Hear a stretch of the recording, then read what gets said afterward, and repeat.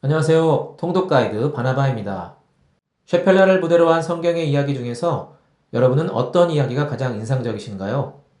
저는 개인적으로 이 이야기를 뽑고 싶습니다. 암소 두 마리가 이끄는 수레에 실려서 베세메스로 향하는 법궤의 이동 이야기입니다. 블레셋은 유다 산지로 올라올 때 5개의 도시국가 중 가드가 주축일 경우에는 엘라 골짜기를 경유했습니다. 에그론의 경우에는 소렙 골짜기를 경유했습니다. 삼손 이야기의 주 무대이기도 한 소래골짜기의 대표적인 성읍이 바로 베세메스입니다. 오늘날 베세메스는 아름다운 전원 도시인데요. 세펠라 지역을 성지 순례하는 팀들은 텔 베세메스라는 곳에 올라 소래골짜기와 삼손의 고향 소라 등을 조망합니다. 또 드물게 베이트 자말이라는 수도원을 방문하는 팀도 있습니다. 이곳은 기독교 최초의 순교자 스데반 집사의 무덤이 있는 가톨릭 교회입니다. 초기 기독교 전승에 의하면 스데반은 사도 바울의 스승으로 알려진 랍비 가말리엘의 문화생이었고 사도행전에 스데반을 장사한 경건한 사람들로 언급된 사람 중 한 명이 바로 가말리엘이었다고 합니다. 그는 제자였던 스데반이 사내들인 공회원들에 의해 돌에 맞아 죽자 슬퍼하며 그의 시신을 자신의 영지인 이곳으로 가져와 조카 니고데모 등과 함께 묻었다고 전해집니다. 전승은 또 훗날 기독교인이 된 가말리엘과 그의 아들 아비본 그리고 니고데모의 묘가 스데반의 묘와 함께 발견되었다고 말합니다. 엘리 제사장 시절 아벡 전투에서 빼앗겼던 법궤는 블레셋 땅에 머문 7개월 동안 아스돗, 가드, 에그론을 거치며 그곳을 쑥대밭으로 만들었습니다. 이에 블레셋의 통치자들은 에그론에 모여 긴급회의를 했고 이렇게 결의했습니다. 이스라엘 신의 궤를 보내어 그 있던 곳으로 돌아가게 하고 우리와 우리 백성이 죽임당함을 면하게 하자. 그들은 다곤 제사장들과 점쟁이들을 불러 법궤를 어떻게 그 있던 곳으로 보낼 것인지 물었습니다. 그리하여 금으로 만든 독종 모양 5개, 쥐 모양 5개를 속건제물로 드려야 한다는 답을 들었습니다. 그리고 제사장들은 이동 방법에 있어서 구체적으로 몇 가지 팁을 주었습니다. 새 수레를 하나 만들고 그 수레는 젖나는 소, 즉 아직 멍에를 메어본 일이 없는 어미소 2마리가 끌고 갈 것, 그 소들이 가고 싶은 대로 가도록 내버려 둘 것 등이었습니다. 그러면서 제사장들은 법궤가 잘 가는지 뒤따라가며 지켜보되 소들이 본지역길, 즉 소랫골짜기로 해서 베세메스로 올라가면 7개월 동안의 재앙들은 여호와 하나님이 직접 내리신 것이고 소들이 다른 곳으로 가면 그것은 우연이라고 강조했습니다. 이후의 스토리는 잘 아실 텐데요. 암소 2마리는 곧장 소랫골짜기로 해서 베세메스로 향했고 갈 때 큰 길에서 좌우로 벗어나지 않았습니다. 또 소리내어 울면서 갔다고 성경은 말합니다. 저는 이 흥미로운 이야기를 묵상하며 몇 가지 궁금증이 생겼습니다. 첫째로 블레셋의 통치자들이 법궤를 돌려보낼 때 말한 그 있던 곳은 어디일까라는 점입니다.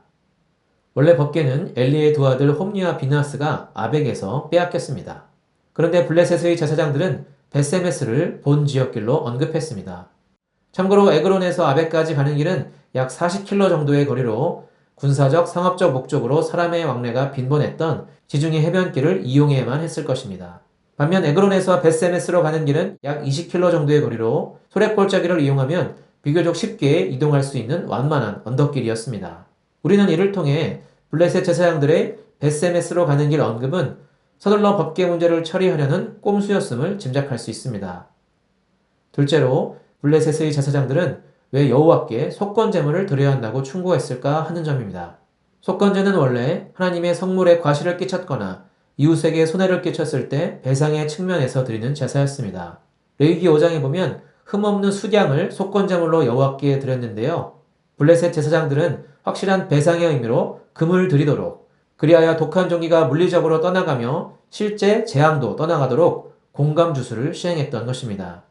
따라서 우리는 블레셋 제사장들이 손해배상의 차원에서 법궤 문제를 바라봤음을 알 수 있습니다. 셋째로 왜 법궤를 아직 멍에를 메어본 일이 없는 어미소 2마리가 끌고 가도록 했을까 하는 점입니다.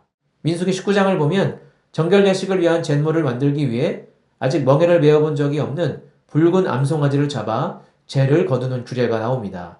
아마도 블레셋 제사장들은 이 규례를 알고 있었던 것 같습니다. 하지만 그들은 아직 새끼를 낳아본 적이 없는 암송아지 대신 젖나는 어미소를 택했습니다. 아마도 소리내어 울며 가도록 그랬던 것 같습니다. 오늘의 통독 포커스입니다. 성경은 벳세메스로 향하는 오르막길을 소들이 울면서 갔다는 사실을 굳이 강조합니다. 이 소들은 왜 울었을까요? 새끼 송아지와 떨어져서 그랬을까요? 히브리어 원어를 보면 가라는 단어를 사용하고 있는데요. 원래 이 단어는 승리를 주신 하나님의 위엄과 능력, 즉 존귀하심을 높인다는 뜻입니다. 그렇다면 소들은 단순히 슬퍼서 운 것이 아니라 하나님의 영광을 우렁차게 소리친 것이라고 보는 게 정확합니다. 사람 대신 암소 2마리가 하나님의 승리의 입성을 송축한 셈입니다. 하나님의 임재를 상징하는 이동식 성막인 법궤가 7개월 만에 이스라엘 영토로 돌아온 그때 벳세메스 사람들은 기뻐하며 레위인의 주관하에 수레에 나무를 패고 소들을 잡아 번제물로 하나님께 드렸습니다. 분명 이들 역시 민수기 19장의 붉은 암송아지 잿물 규례를 알고 있었을 텐데요. 그렇다면 이들이 암소로 드린 제사는 대제사장과 이스라엘의 불순종에 대한 속죄제였다고 볼 수 있습니다. 비록 레위기 규례대로 수송아지를 드린 것은 아니지만 이들은 속건제가 아닌 죄사함의 속죄제를 드렸던 것입니다. 이처럼 대속의 제사가 드려진 뜻깊은 곳에 훗날 주여 이 죄를 그들에게 돌리지 마옵소서 라고 외치며 순교한 스데반 집사가 장사제였다는 사실이 참으로 의미심장합니다. 셰파라 통독하기 파트 5 벳세메스는 여기까지입니다. 다음 시간에 더 유익한 내용으로 찾아오겠습니다.